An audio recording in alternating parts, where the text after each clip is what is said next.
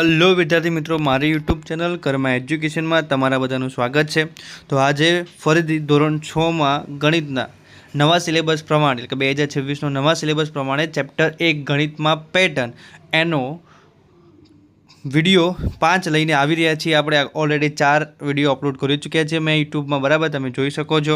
ચલો હવે આજે આપણે વાત કરવાની છે આકારોમાં પેટર્ન, બરાબર। તો આકારોમાં પેટર્ન એટલે શું કહેવા માંગે છે કે ગણિતમાં જોવા મળતી અન્ય મહત્વપૂર્ણ અને મૂળભૂત પેટર્ન એ આકારોની પેટર્ન છે, બરાબર। જે બીજી આપણને મહત્વની અને મૂળભૂત જે પેટર્નો જોવા મળે છે એ પ્રકારની પેટર્ન છે આકારોમાં પેટર્ન એ। તો આ આકારો 1 અથવા 2 તો 3 પરિમાણો એટલે કે 1 ડાયમેન્શન, 2 ડાયમેન્શન અને 3 ડાયમેન્શનમાં હોઈ શકે છે, અથવા વધુ પરિમાણો પણ હોઈ શકે છે। ગણિતમાં જે શાખા આકારોમાં પેટર્નનો અભ્યાસ કરે છે તેને શું કહેવામાં આવે છે? જીઓમેટ્રી એટલે કે ભૂમિતિ કહેવામાં આવે છે, બરાબર। જેમાં આપણે આકારો, ખૂણાઓ વિશે વાત કરી હતી, ખૂણાઓ ભણવાના હોય, બહુકોણ હોય છે, બરાબર। પછી આગળ ઘણા બધા ખૂણાઓ હોય છે, અભિકોણની જોડ હોય છે ને બધું આવે છે। એ બધું શેમાં આવતું હોય છે? ભાઈ નોર્મલી ભૂમિતિમાં આવતું હોય છે। હવે આ આકાર શ્રેણીઓ એ ગણિત શાસ્ત્રીઓ દ્વારા અભ્યાસ કરાવતી આકાર પેટર્ન એક મહત્વપૂર્ણ પ્રકાર છે, બરાબર। જે આ શ્રેણી છે એટલે કે જે ભૂમિતિ કહેવામાં આવે છે એ શું હોય છે? ભાઈ ગણિત શાસ્ત્રીઓ દ્વારા જે આકારોનો અભ્યાસ કરાવતી હોય એની એક પ્રકારની શ્રેણી હોય છે।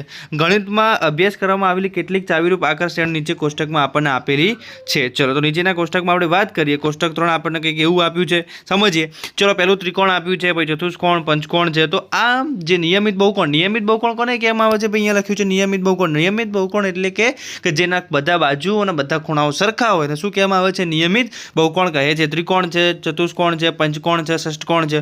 ત્રિકોણમાં 3 બાજુ હોય, ચતુષ્કોણમાં 4, પંચકોણમાં 5, ષષ્ઠકોણમાં 6, એવી રીતે બધાની બાજુઓ હોય છે। નીચે આપણને આપ્યું છે સંપૂર્ણ આલેખ। શું આપ્યું છે ભાઈ? નીચે આપણને સંપૂર્ણ આલેખ આપ્યું છે। સંપૂર્ણ આલેખ એટલે શું? તો જુઓ, તમને 2 બિંદુઓ જોડ્યા છે, પછી 3 બિંદુઓ જોડ્યા, પછી 4 બિંદુઓ જોડ્યા છે। આ બધા બિંદુઓ જોડીને જે આલેખ બને એને શું કહેવામાં આવે છે? ભાઈ સંપૂર્ણ આલેખ। હવે નીચે આપ્યું છે ત્રીજા નંબરનું આપણને આપ્યું છે, હવે કહેવાય એકબીજા પર ગોઠવેલા ચોરસો છે, પછી નીચે એકબીજા પર ગોઠવેલા ત્રિકોણો છે, પછી કોચ હિમકોણ। હવે કોચ હિમકોણ એટલે શું? તો અહીંયા માની લો કે તમને ત્રિકોણ આપ્યો છે। શું આપ્યો છે? અહીંયા ત્રિકોણની કોઈ પણ બાજુ હોય એના પાછળ લંબાવી દઈએ, આમ કરી આમને એને જોડી દઈએ તો શું બની જાય ભાઈ? આ કોચ હિમકોણ બની જતો હોય છે। નીચે જો તમને માની લો કે આ ત્રિકોણ આવી રીતે બનાવ્યો, બરાબર। આ 3 બાજુઓ છે ત્રિકોણની, બરાબર। તો એક બાજુ નામ લંબાઈ, બીજી બાજુ નામ લંબાઈ, એવી રીતે આ બાજુ નામ, આ બાજુ નામ, આ બાજુના આમ ને આ બાજુના આવી રીતે આમ જોડી દઈએ, બરાબર। તો આ શું બની ગયું? એક પ્રકારનો કોચ હિમકોણ બની ગયો। એટલે બાજુઓને શું કરી નાખવાનું ભાઈ? અને બીજા નવી બાજુ સાથે જોડી દેવાનું, તો શું બની જતો હોય છે ભાઈ? કોચ હિમકોણ બની જતો હોય છે। ચલો વાત કરીએ વિચારોને શોધો। શું તમે કોષ્ટક 3ની દરેક શ્રેણીના પેટર્ન ઓળખી શકો છો? હા, આપણે ઓળખી શકીએ। અહીંયા જુઓ ત્રિકોણ આપ્યો છે તો 3 બાજુઓ, 3 ખૂણાઓ, ચતુષ્કોણ, એ રીતે બધાને આપણે ઓળખી શકીએ છીએ। હવે કશું નહીં, તમારે બીજા પ્રશ્નમાં શું કહે છે? તમારી નોટબુકમાં કોષ્ટક 3ની દરેક શ્રેણી દોરવાની છે, બરાબર। આપણને જે બહુ ઇઝી પડશે આપણને, કેમ કે જો ત્રિકોણ, ષષ્ઠકોણ આપણે તો ઇઝીલી દોરી શકીએ છીએ। ચલો હવે આપણે વાત કરીશું બીજા ટોપિક વિશે।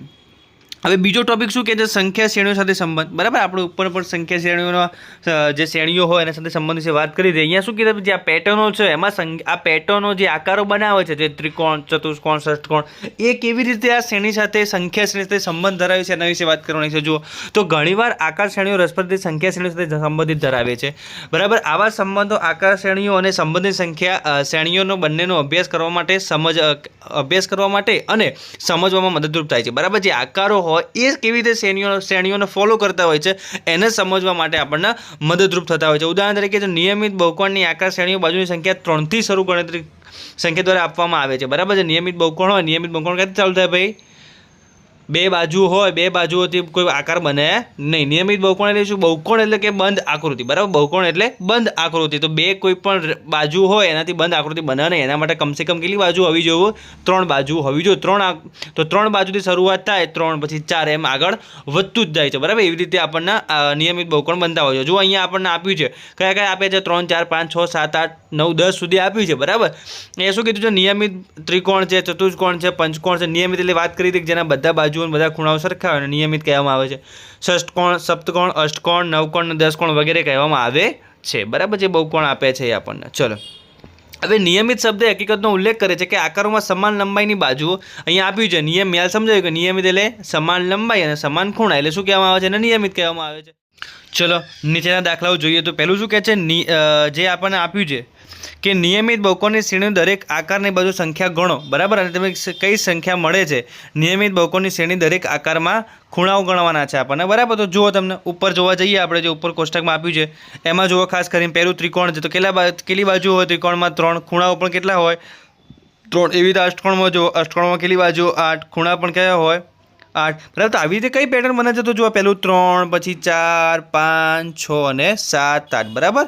આ પ્રકારની પેટર્ન બનતી હોય છે. 3, 4, 5, 6 અને 7 અને 8 વાળી પ્રકારની પેટર્ન બનતી હોય છે. ચલો, બીજો પ્રશ્ન જોઈએ. બીજા પ્રશ્નમાં શું કીધું છે કે સંપૂર્ણ આલેખ શું કહે છે ભાઈ? સંપૂર્ણ આલેખની શ્રેણીના દરેક આકારમાં લીટીઓની સંખ્યા ગણો. તમને કઈ શ્રેણી સંખ્યા મળે છે સમજવાનો પ્રયત્ન કરવાનો છે, બરાબર. ચલો, લીટીઓની સંખ્યા ગણીએ તો પહેલામાં કેટલી છે ભાઈ?